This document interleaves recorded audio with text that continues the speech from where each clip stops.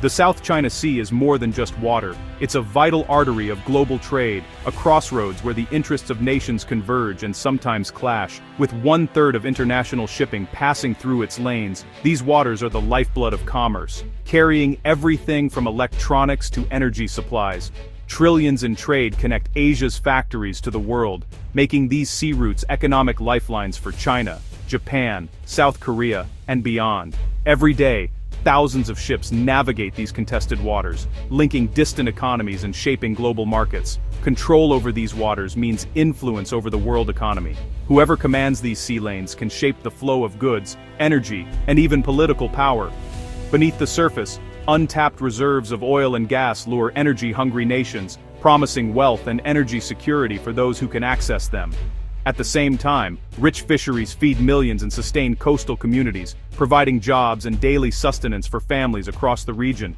For the Philippines, these resources are crucial for prosperity and food security. The sea is not just a boundary, but a source of life and hope for generations. But overfishing and territorial disputes threaten livelihoods, turning daily fishing into a struggle for survival. Fishermen now face not only dwindling catches, but also the risk of confrontation at sea.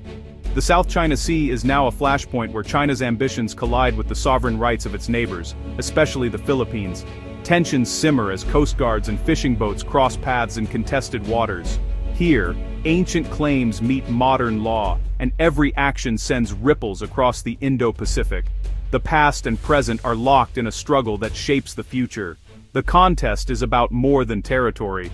It's about the future stability of the entire region and the balance of power in a rapidly changing world.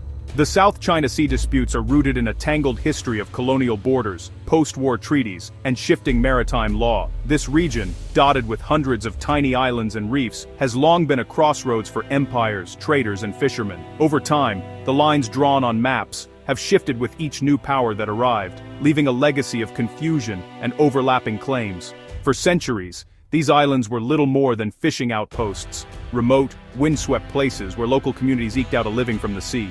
It wasn't until the 20th century, with the discovery of potential oil and gas reserves and the rise of modern nation-states, that these scattered rocks and shoals took on new strategic and economic importance. Suddenly, what was once overlooked became fiercely contested. After World War II, Japan renounced its claims, but the Treaty of San Francisco left sovereignty unresolved, sparking competition among China, the Philippines, and others. The power vacuum left by Japan's withdrawal set the stage for a new era of rivalry, as neighboring countries rushed to assert their own rights over the sea's resources and shipping lanes. The Philippines bases its claim on geography and UNCLOS, arguing that features like Scarborough Shoal fall within its exclusive economic zone. For Manila, international law is a shield, offering a legal framework to protect its fishermen and secure its maritime boundaries in the face of larger powers. China, meanwhile, cites ancient maps and imperial voyages, framing its claim as a matter of national pride and historical destiny. Beijing's narrative reaches deep into the past, invoking centuries-old records and stories of Chinese sailors to justify its sweeping nine-dash-line claim. These conflicting narratives, modern law versus historical memory, fuel a standoff that's about more than just territory.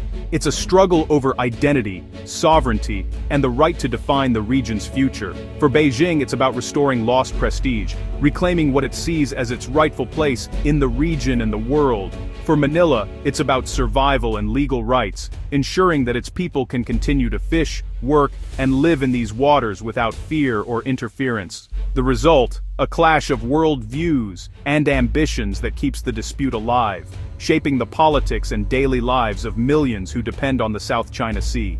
Central to China's ambitions is the nine-dash-line, a sweeping claim that covers nearly 90% of the South China Sea. This line overlaps with the exclusive economic zones of Vietnam, Malaysia, Brunei, and the Philippines, erasing their maritime rights. The Philippines challenged this in 2013, taking China to the Permanent Court of Arbitration. In 2016, the tribunal ruled in Manila's favor, declaring China's historic rights invalid and affirming the Philippines' EEZ. China rejected the ruling outright, insisting its sovereignty is non-negotiable. This defiance of international law has become a defining feature of the standoff. Beijing now relies on its economic and military power to enforce its claims, regardless of legal legitimacy. The nine-dash line remains a symbol of unresolved conflict. The world watches as law and power collide in these contested waters. After the 2016 ruling, China escalated its campaign by building artificial islands in the Spratlys and Paracels. These new outposts, fortified with runways, missile shelters and naval bases, have transformed reefs into military strongholds. China's Great Wall of Sand, now, projects power deep into the sea, allowing it to monitor and control vital lanes. To enforce its claims, China uses gray zone tactics, coercion just short of war. The China Coast Guard and maritime militia swarm disputed areas, blockading and harassing Philippine vessels. Incidents with water cannons and lasers have become routine, testing the resolve of Manila and its allies. Each provocation pushes boundaries, daring a response while maintaining plausible deniability. The region remains on edge, with every encounter a potential flashpoint. Despite the odds, the Philippines has grown more assertive under President Marcos Jr., vowing not to yield an inch of territory. Manila's new strategy, assertive transparency. By embedding journalists and releasing footage of Chinese harassment, it exposes Beijing's tactics to the world. The military is shifting focus from internal threats to maritime defense, modernizing its Navy and Air Force, and building deterrence. Deals like the US-funded ammunition plant in Subic Bay signal a push for self-reliance. On the front lines, Filipino Marines endure harsh conditions aboard the BRP Sierra Madre, a grounded ship at 2nd Thomas Shoal. Their presence, and the perilous missions to resupply them, have become symbols of national resolve.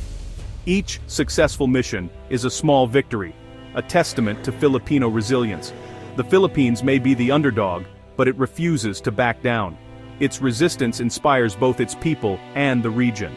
Aware of its limitations, the Philippines has turned to diplomacy, building a coalition to counterbalance China. The US-Philippines Mutual Defense Treaty is the cornerstone, reaffirmed under Marcos Jr. as Manila's ultimate security guarantee. The Philippines has deepened ties with Australia, Japan, and New Zealand, conducting joint patrols and sharing intelligence. The Enhanced Defense Cooperation Agreement with the US now covers more bases, giving both countries greater flexibility and deterrence.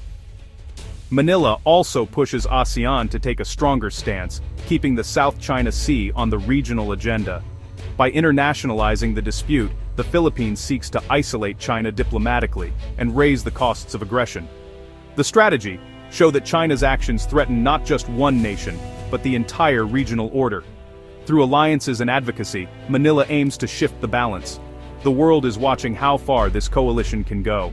The US walks a fine line in the South China Sea, committed to its ally, but wary of direct conflict with China. Every move is calculated, as Washington seeks to maintain influence without sparking open confrontation. The region is a flashpoint where the interests of global powers collide, and the stakes could not be higher. Officially, the US remains neutral on questions of sovereignty, but it is unwavering in its insistence on freedom of navigation and the peaceful resolution of disputes. American diplomats work tirelessly behind the scenes, balancing support for allies with efforts to avoid escalation. US Navy patrols regularly challenge China's sweeping maritime claims, sending a clear message that international waters must remain open. Meanwhile, the Mutual Defense Treaty with the Philippines stands as a powerful deterrent, signaling that aggression will not go unanswered. China's harassment of Philippine vessels is a constant test of American resolve, probing for any sign of weakness and hoping to undermine US credibility in the region. Each incident is a reminder of the fragile peace that hangs in the balance. The risk of miscalculation is ever present. A single misunderstanding or accident could quickly spiral into a crisis with global consequences. The world watches, aware that the smallest spark could ignite a much larger conflict. America's strategy is twofold: deter China through a visible military presence and robust diplomacy, while also reassuring allies of its unwavering commitment to their security. This approach is designed to prevent conflict, but also to prepare for any eventuality. The US also invests in helping regional partners build their own defenses, providing training, equipment, and support. The goal is a stable, rules-based order where smaller nations can stand up to coercion and assert their rights. It's a high-stakes balancing act with the fate of the region, and perhaps the world, hanging in the balance. Every decision carries weight, and the margin for error is razor-thin. Every maneuver, every statement is watched closely by both friend and foe. Allies look for reassurance, while rivals search for any sign of hesitation or division. The outcome of this delicate dance will shape not just the South China Sea, but the entire Indo-Pacific for years to come, influencing the global balance of power for a generation. The South China Sea standoff stands at a crossroads, with each path carrying global consequences. The status quo means endless tension, incidents, blockades, and near misses that threaten to spiral out of control. A peaceful resolution would require compromise and cooperation, but remains unlikely as long as sovereignty is non-negotiable for Beijing. The greatest danger: accidental escalation. A collision or loss of life could invoke the US-Philippines Treaty, drawing in both superpowers. Such a conflict would devastate the global economy and reshape the world order. The outcome here is a test for international law and the rules-based system. If might prevails, it sets a dangerous precedent. If law holds, it reaffirms the rights of all nations. The South China Sea is more than a regional dispute. It's a battle for the future of global order.